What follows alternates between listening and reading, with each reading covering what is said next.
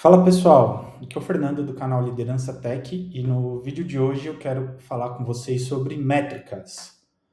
Métricas de agilidade, projetos, né, que tá embutido um junto com o outro, e métricas de tecnologia, belezinha? Então, bora lá. Eu separei as métricas aqui em dois grandes blocos, tá? Um bloco é de tecnologia e outro bloco é o de agilidade, beleza? Então, vamos lá. Aqui eu separei as principais métricas relacionadas à agilidade, as métricas que eu uso no dia a dia e que elas me dão muito insumos para poder fazer as tomadas de decisão sobre projetos, enfim. Existem outras além dessas, mas eu acredito que essas aqui que eu separei, elas atendem, se não todas as necessidades, a maior parte delas. Então, bora lá. Deixa eu comentar aqui cada uma delas. Deixa eu falar da primeira aqui que eu separei. Blocking. Beleza, vamos lá. Primeira métrica aqui. Bloqueio. O tempo que uma tarefa fica bloqueada. Imagina o seguinte. Melhor, eu separei um quadrinho aqui para poder explicar para poder ilustrar melhor as métricas. Então vamos lá. Isso aqui, ó. Vamos supor que esse bloco aqui é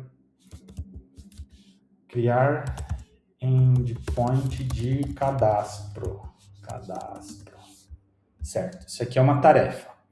Beleza. Algum dev do time pegou essa tarefa aqui, pegou essa história para fazer, moveu ela para andamento e no meio do caminho, quando ele começou a desenvolver, ele percebeu que ele não tinha todos os insumos necessários para poder seguir com essa tarefa. Por exemplo, não tinha o banco provisionado, certo? Sei lá, na tarefa está descrito que tem que persistir os dados de cadastro num banco XPTO, e esse banco não está provisionado, e quem toma conta do provisionamento do banco não é o próprio time, é um time externo. Então, o que ele faz? Ele vai e cria um bloqueio. Deixa eu pegar aqui uma outra corzinha e... Pronto. Criou aqui, ó. Block. Certo? E essa tarefa, né, essa história, ela só vai ser desbloqueada a partir do momento que o banco em questão, né, desse exemplo hipotético aqui, a partir do momento que ele estiver provisionado, e aí sim vai dar o dev ele vai conseguir dar o andamento nessa história aqui e seguir o próprio pipeline de desenvolvimento, certo? Então, bloqueio é isso. Vamos lá para o próximo ponto aqui, que eu considero de extrema importância, o lead time. Em resumo, o lead time é o tempo de desenvolvimento que uma feature, uma funcionalidade, ele leva até a ser entregue em produção. O que é entregar em produção? Para o usuário final, certo? Então, nesse exemplo que eu comentei do criar um endpoint de cadastro, o lead time ele vai contar. Deixa eu até voltar aqui que vai ficar mais fácil. Ele vai contar do tempo que essa história vai demorar para percorrer daqui do backlog até aqui em produção. Então imagina o seguinte, o tempo que ela fica estocada aqui, ele conta aqui também, nesse tempo do... Deixa eu até escrever aqui para ficar mais fácil. Ele contempla aqui no lead time. Então imagina o seguinte, se você tem essa demanda aqui de criar um endpoint de cadastro, ela ficou por 1, 2, 3 sprints no backlog e depois, a partir do momento que ela andou foi em desenvolvimento, que aqui eu coloquei o nome da coluna em andamento, concluído, e depois foi para a produção, quando ela chegar aqui nesse status é que para de contar, tá? E o que métrica, o que a gente consegue tirar de insumo aqui? O tempo que se demora para poder desenvolver uma ideia, desenvolver uma funcionalidade até a chegada dela em produção. Às vezes o desenvolvimento, o teste e o em produção é rápido, mas ela fica muito tempo estocado. Então, isso é um alerta.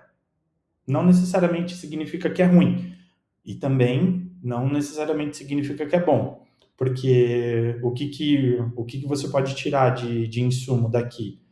Que você tenha um backlog muito refinado, já com um monte de coisa pronta para ser desenvolvida, e que você não está dando vazão, que o time não está dando vazão. Então, ter um backlog robusto é interessante? Sim, é super bacana. Mas qual que é o alerta aqui? É você calibrar o que você vai deixar priorizado no backlog para poder começar o desenvolvimento. Porque senão, se o backlog está muito grande, o lead time fica muito alto, às vezes perde time to market, aquela ideia, aquela feature que foi refinada, que passou por todo o ciclo lá de upstream até chegar no começo do downstream. Aí, para quem não sabe exatamente do que eu estou falando, tem um vídeo aqui no canal onde eu ventilo como que funciona ali o tombamento do upstream para downstream. Não é um vídeo super detalhado, porque eu falo mais do fluxo de downstream, mas assim, ele dá um bom direcionamento de como que funciona esse fluxo, tá? Então, voltando aqui para o cenário em questão, tá? Às vezes a gente tem tanta coisa refinada no backlog que algumas coisas passam a não fazer mais sentido devido ao mundo volátil que a gente vive, enfim, a mudança de prioridade dentro da empresa. Então, é interessante calibrar o backlog para que ele não tenha nem muita coisa e nem pouca coisa, porque coisas refinadas no backlog que não são desenvolvidas é tempo e esforço perdido. Vamos lá, aqui. Próxima métrica, cycle time. O cycle time, ele é bem similar ao lead time, mas ele conta o tempo de desenvolvimento, tá? Então, vamos lá. Voltando aqui para esse mesmo quadrinho, aqui. Qual que é a diferença principal entre lead time e cycle time? O lead time, ele conta o tempo em estoque, beleza? O cycle time, ele conta o tempo de desenvolvimento até concluído. No caso do nosso quadro aqui, quando que o cycle time ele iniciaria? A partir do momento que eu movi para em andamento ou em desenvolvimento, e depois essa mesma história, esse mesmo incremento, ele vai para concluído. Então significa que o meu ciclo de desenvolvimento se encerrou. Então, deixa eu só ajustar as setas aqui para poder ficar mais bacana, ficar bem visual o negócio, certo? Esse aqui é o lead time. O cycle time, deixa eu fazer um comando C e um comando V aqui. Ele conta daqui,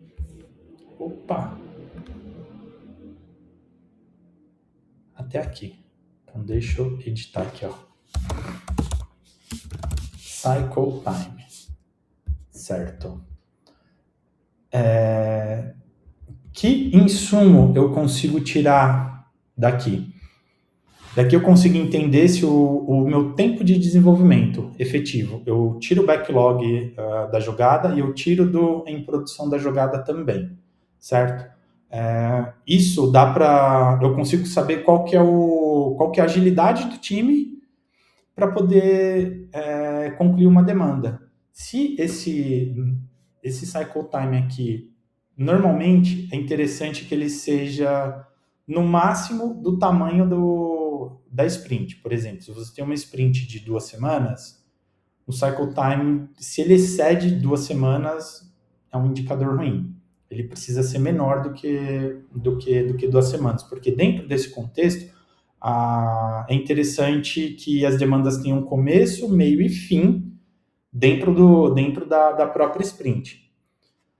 Quando tá dentro a gente termina essa demanda aqui, ela foi terminada dentro da própria sprint, o que eu tiro de recado desse indicador? Que o refinamento está bacana, que as definições de pronto tá bacana, as definições de pronto para desenvolvimento também estão bacana, e o time está com um ritmo bom. Então, é super interessante a gente separar cycle time do lead time. E a gente pode fazer um complemento entre os dois indicadores. Por exemplo, o lead time, ele sempre vai ser maior do que o cycle time, porque ele conta o tempo de estoque e o tempo também de ida para a produção, que nem sempre, a partir do momento que o desenvolvimento foi concluído, ele já foi para a produção. Deveria? Sim, na maioria das vezes. Mas, enfim, cada contexto é um contexto e não existe uma verdade absoluta nisso aqui, tá bom? Mas olhando para esses dois indicadores aqui combinados, o que a gente pode ter de insumo? A gente cruzar o lead time de uma feature e o cycle time dessa mesma feature, dessa mesma história. Normalmente a feature, né, ela é um complemento, ela é um conjunto de várias histórias ali que habilitam alguma entrega de valor, algum valor para o usuário final, tá? Então, quando você cruza esses dois dados, você consegue ter uma visão de produtividade super bacana do seu time, de como que está o refinamento, como que está o desenvolvimento, como que está o tombamento do upstream para o downstream, e enfim, é bacana você cruzar, porque o número por número, ele não significa muita coisa, né? A gente precisa, além de medir, a gente precisa saber o porquê que a gente está medindo. E eu acabei de citar um excelente exemplo aqui desse porquê. Vamos lá para o próximo indicador aqui. Throughput. Tá? O throughput, ele é conhecido, ele é um indicador que pode ser tanto de agilidade quanto de tecnologia, tá? Quando a gente fala principalmente ali de vazão de serviço, throughput de serviços e tudo mais, tá bom? Mas aqui eu quero falar de throughput especificamente para o ciclo de agilidade de projetos, tá bom? Ele literalmente ele é a vazão, que significa o quê? O quanto de demandas que saem. Imagina aqui, ó, criar endpoint de cadastro. Deixa eu criar uma outra história aqui. Criar endpoint para atualizar cadastro. Esse aqui vai se chamar de criar cadastro. Criar cadastro de usuário. Pronto. Ficou bacana, assim. Aqui, criar endpoint para atualizar cadastro de usuário e um de... vamos chamar aqui de inativar cadastro de usuário, certo? Temos 3 histórias aqui. A vazão, ela é o seguinte, é o tempo, é a quantidade, é o volume de histórias que deixa eu selecionar aqui. Por exemplo, essas duas aqui tá em andamento. Essa aqui subiu aqui. A vazão é o tempo, é a quantidade, o tempo não, desculpa. Ela é a quantidade de histórias, de incrementos que eu consigo atender dentro de um ciclo, tá? Então, por exemplo, aqui, eu posso ter uma vazão de... Vamos ver aqui para em produção. Eu tenho uma vazão por sprint de 3 histórias em produção, certo? Aqui. Então, o que significa? Que toda sprint eu consigo colocar 3 histórias em produção. Aí você me pergunta, mas tem histórias que são grandes, tem histórias que são menores, por exemplo, criar o cadastro de usuário, ele não tem o mesmo tamanho e nem a complexidade para poder inativar, né, o cadastro de usuário. Aqui que entra a mágica da estimativa, que a gente pode fazer o seguinte, você pode estimar por pontos, por horas ou por tamanho. Minha recomendação aqui para vazão é interessante que as estimativas sejam entre P, M e G, tá bom? Que aí significa o quê? Que em uma sprint eu consigo dar vazão em 3 histórias, mas elas são do tamanho M e P. Então, se tiver uma história G aqui, eu já não vou conseguir dar vazão dessa quantidade, né, desses 3 itens de throughput em uma sprint, porque eu vou ter uma história G. Então, com isso, você tem insumos para poder fazer grau W. O que é grau W? Grau W é uma estimativa em alto nível. Então, quando você precisa fazer uma previsibilidade para o ano da quantidade de projetos que você idealmente deve entregar no ano, ou se alguém te pergunta, quantos projetos cabem no ano? Quantos projetos cabem no quarto? Essa métrica de throughput, você olhando para P, M e G, você faz essa estimativa em grau W, sempre baseado em histórico de entrega do time, você consegue dizer, num quarter vai ser possível entregar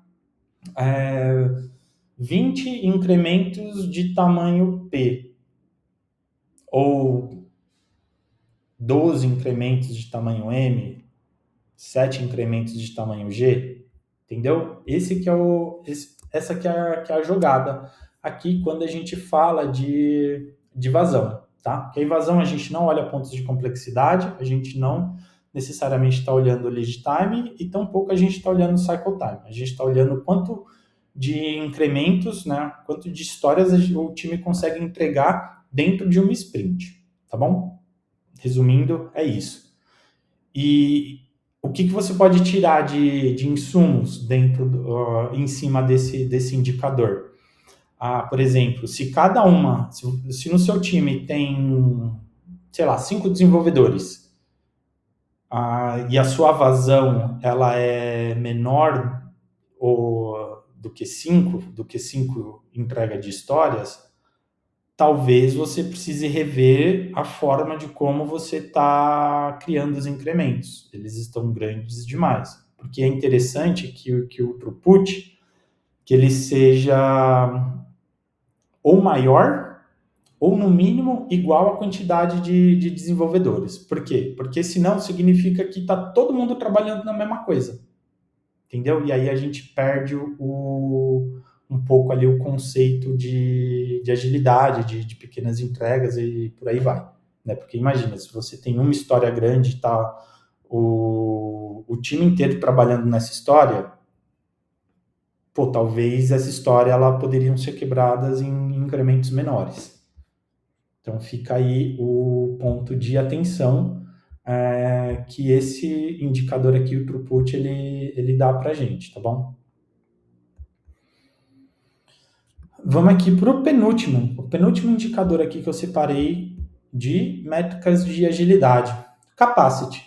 Capacity nada mais é do que a capacidade de entrega do time, certo?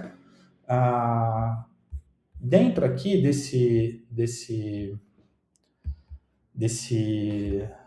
quadro aqui, com essas histórias hipotéticas que eu criei para poder explicar os outros indicadores, ele representa um ciclo de desenvolvimento, certo? Da saída aqui do backlog até a ida em produção.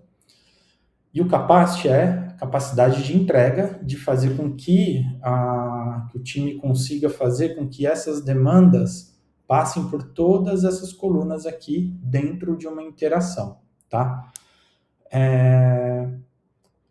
Qual que é a diferença de capacity e throughput, né? Sendo que ambos falam ali do ciclo de desenvolvimento dentro de uma sprint.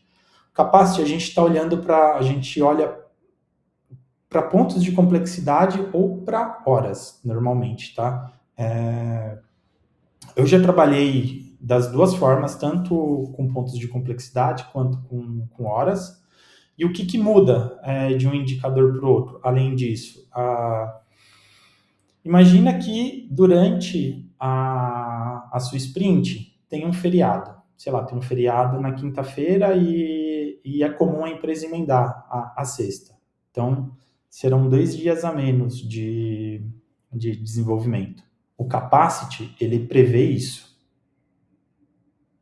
certo? Ele prevê, você exclui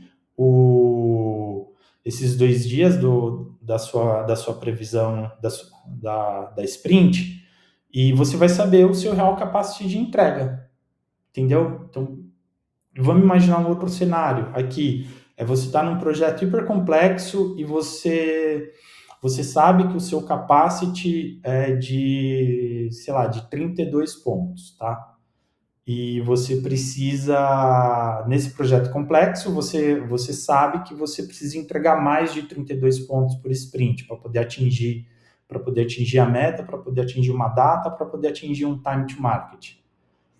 Quando você sabe qual que é a capacidade de entrega do time, você passa a ter um indicador para poder saber o quanto que você pode escalar o seu time pedindo outros desenvolvedores de outros times emprestados, ou enfim, ou abrir um processo de contratação para poder aumentar a capacity.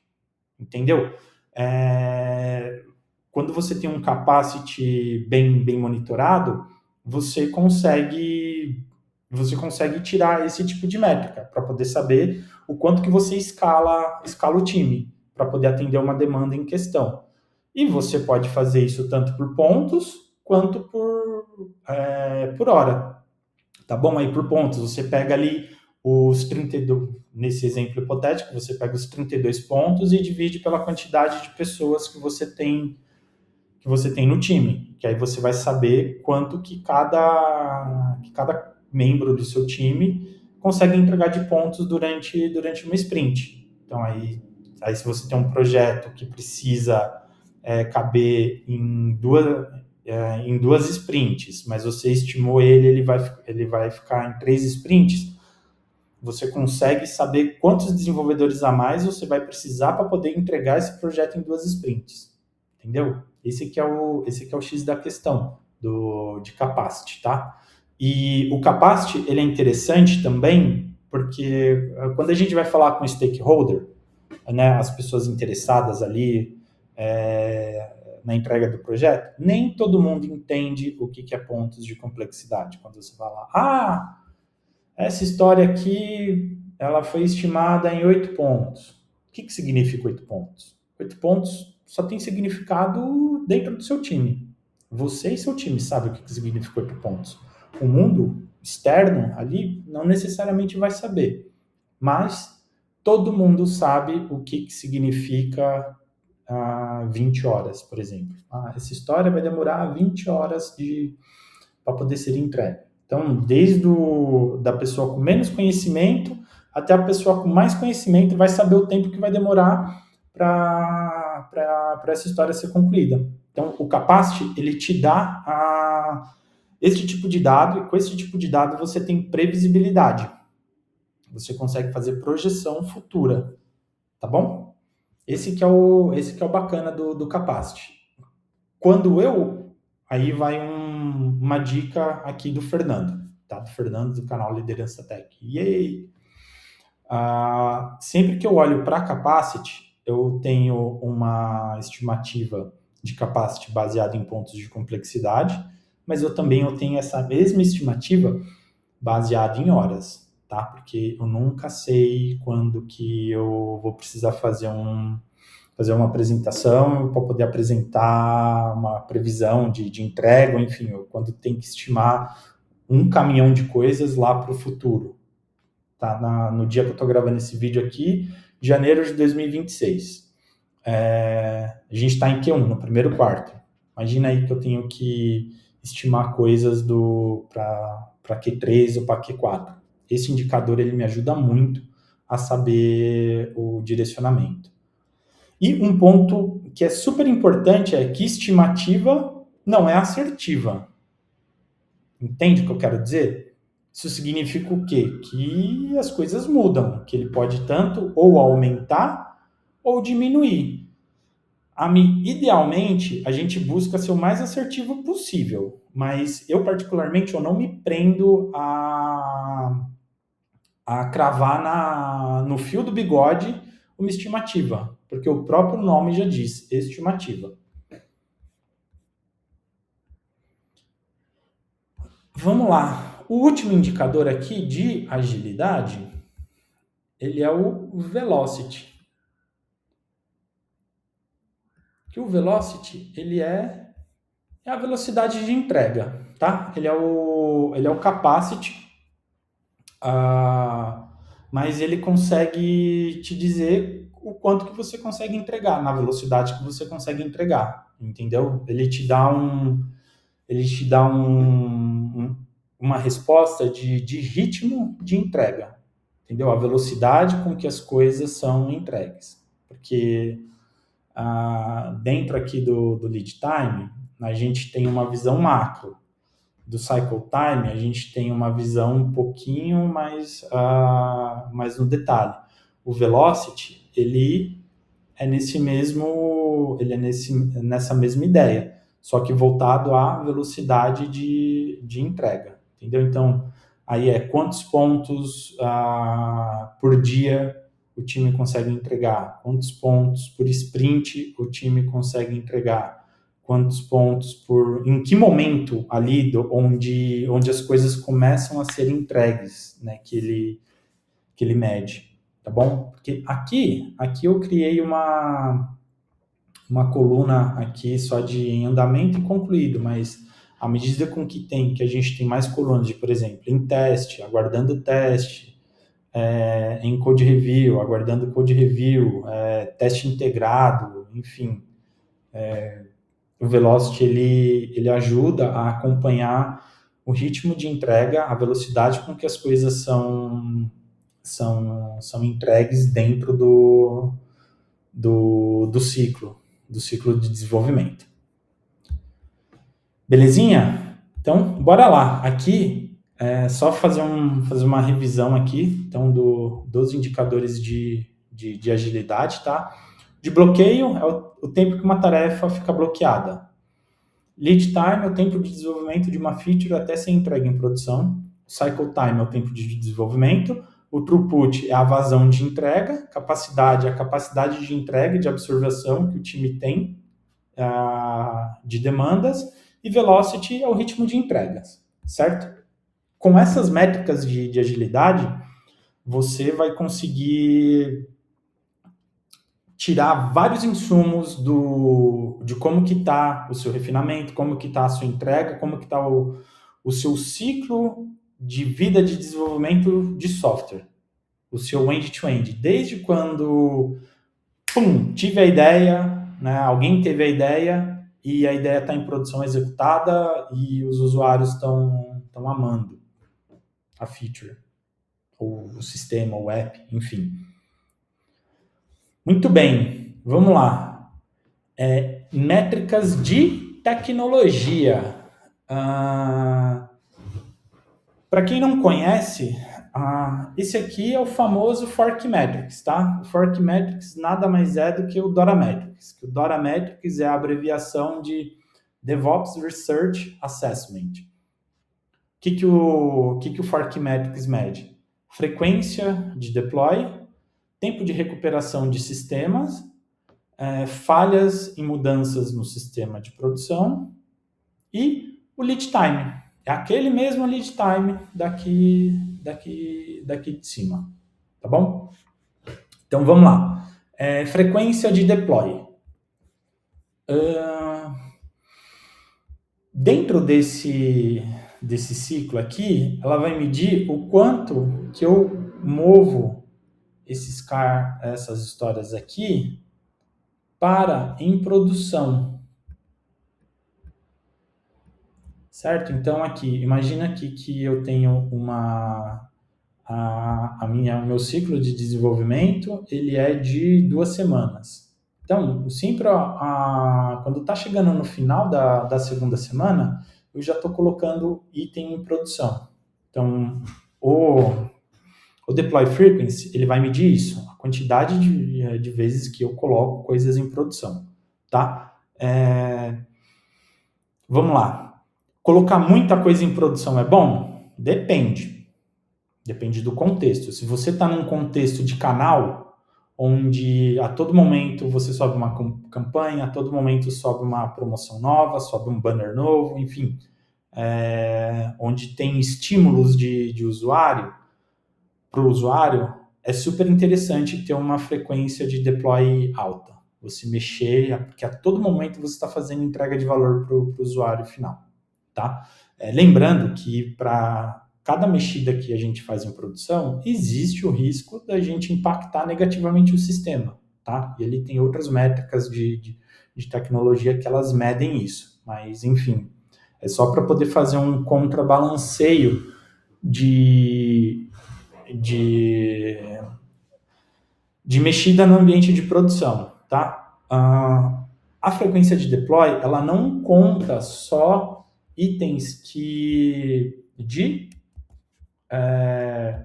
são entregas de valor. Ele conta também correção de bug, tá? Então, aqui, ó, desenvolvi o bug em desenvolvimento, bug concluído, bug em produção, certo? Também vai contar na frequência de deploy. Se eu tenho muitos bugs e eu coloco muitos bugs corrigidos em produção, minha frequência de deploy vai lá para cima.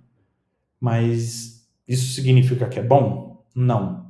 Entendeu? Por isso que é interessante ter uma curadoria em cima desses números e não olhar o dado pelo dado, tá bom? Você precisa entender que tipo de mexida você está fazendo em produção e você precisa quantificar isso, certo?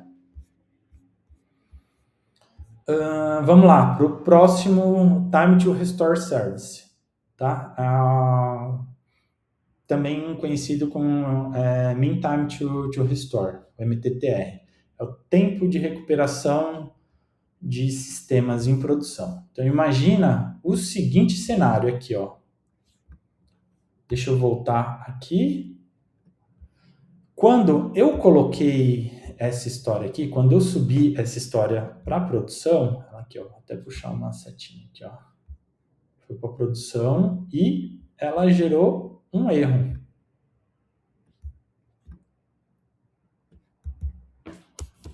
Bug. Todo o cadastro parou de funcionar. Vou colocar aqui umas exclamações para poder dar um tchan. Certo? Caiu o sistema de cadastro não está funcionando. Aquele indicador, ele vai contar o tempo que o time demora para poder restabelecer o sistema, certo? Seja de forma paliativa ou de forma definitiva, tá bom? Então, a partir do momento que o bug foi encontrado, caiu, eu vou fazer a correção desse bug, tá? Aí ele vai passar aqui pelo meu ciclo de desenvolvimento concluído em produção, ele vai apontar no meu indicador de frequência de deploy, mas ele também vai apontar aqui, ó, o meu tempo de recuperação de sistemas. Então, o que significa aqui? Que quanto menor o número, melhor é. Aqui não tem conversa. Aqui é o seguinte: o sistema caiu 10 da manhã. 10 da manhã eu subi esse incremento aqui para poder inativar cadastro de usuário e 10:01 o bug foi encontrado, o sistema parou de funcionar.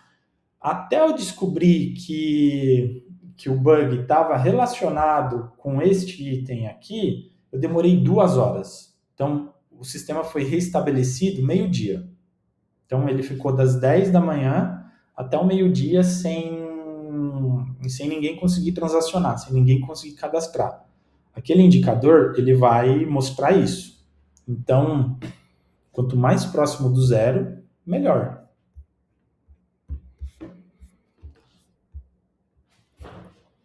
Change fail rate, falha em mudanças no sistema em produção.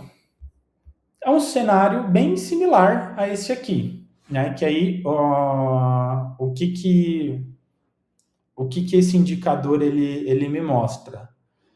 Quais mudanças que eu fiz no sistema que impactou negativamente. Dentro desse exemplo aqui,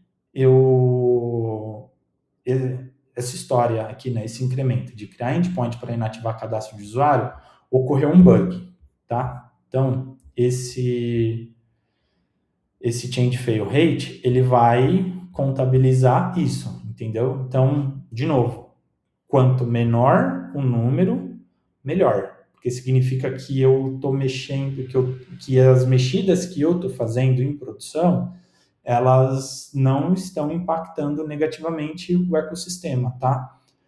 E todo bug, ele é ocasionado por uma mexida em produção, tá? Imagina assim, você está lá com o seu sistema estável, bonitinho, e você subiu uma feature nova, e a partir dessa feature nova começou a apontar problemas em produção.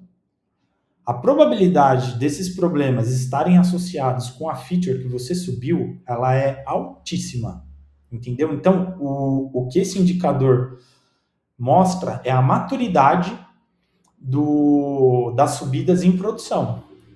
E quando eu digo maturidade, o que significa isso?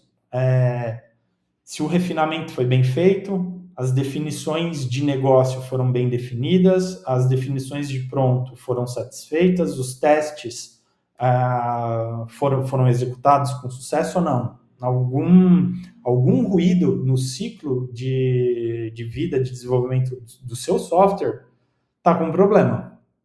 E esse indicador, ele vai te apontar isso, entendeu? Por isso que é de extrema importância você não burlar o negócio. Então, se você sabe que o bug foi ocasionado pelo projeto A, aponta, documenta que foi ocasionado pelo projeto A. Porque senão, se foi um bug desconhecido, eu não sei qual que foi a origem dele, a probabilidade de continuar acontecendo este e outros problemas no seu sistema, ela é altíssima porque você não está fazendo a curadoria dos itens, dos tickets que estão sendo abertos. Você não está classificando eles de forma correta. E essa classificação é de extrema importância para poder ter um ambiente saudável, tá bom? O último aqui, né, como eu disse, ele é o lead time, tá bom? Que o lead time nada mais é do que esse lead time aqui que a gente conversou, certo? Então, ele não muda muito disso daqui do que eu expliquei. Quer dizer, não muda muito não, né? Ele não muda nada.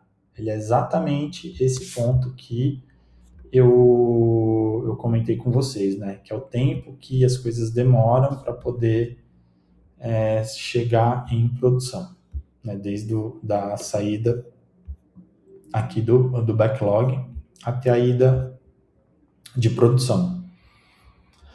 Bacana, pessoal.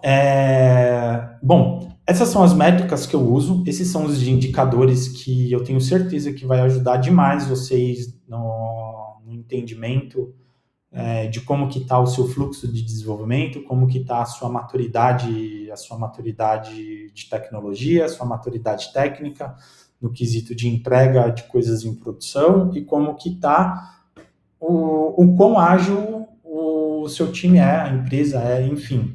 A gente não gerencia aquilo que não pode ser medido, certo? Então, dentro desse cenário aqui, o que eu estou explicando para vocês é que tudo a gente precisa medir, tudo a gente precisa contabilizar. E com essa contabilização, a gente tira insumos, e com esses insumos, a gente propõe melhorias. Eu proponho melhorias para mim, para o time, para as áreas de negócio, enfim, para todo mundo que faz parte do ciclo, do ciclo de desenvolvimento, seja de forma ativa, como, por exemplo, os desenvolvedores do seu time, ou as áreas de negócio, que demandam as coisas para que o time desenvolva, tá? Esse papo de métricas, ele é super importante para você, desenvolvedor, ele é mais importante ainda para você que é tech lead, ele é mais importante ainda para você que é tech manager, que é engineering manager, que é coordenador, que é gerente, que é PO, que é Product Owner, que é Product Manager. Ele é importante para todo mundo, mas ele tem um grau maior de importância para quem está na camada de liderança. Então, você que é líder técnico, você que quer se tornar um líder técnico, você que quer se tornar um gerente de tecnologia, você precisa saber disso aqui, que eu acabei de explicar, tá bom? Enfim, não é coisa de outro mundo, a prática traz a excelência, a gente tem 1 milhão de ferramentas que apoiam a gente para poder tirar todas essas métricas. Aí a maioria das empresas trabalham com Jira, trabalham com Azure DevOps, todo mundo ali tem o seu quadro de tarefas automatizado de alguma forma, e para quem trabalha num lugar que não tem nenhuma dessas ferramentas, pô, o Excel aí vai salvar a sua vida. Porque tudo isso aqui que eu comentei, você consegue fazer em Excel, e você, pô, se você, sei lá, ir num DeepSeek da vida, ir num Gemini, aí pedir para poder gerar uma planilha, para poder aferir esses indicadores aí, eu tenho certeza que você vai conseguir sair do outro lado. Beleza? Então, galera, o que eu tinha para comentar com relação a métricas são esses pontos aqui. Eu tenho certeza que isso vai ajudar demais vocês na gestão de projetos, na gestão de tecnologia no dia a dia. E é isso aí. Valeu e um abraço, pessoal.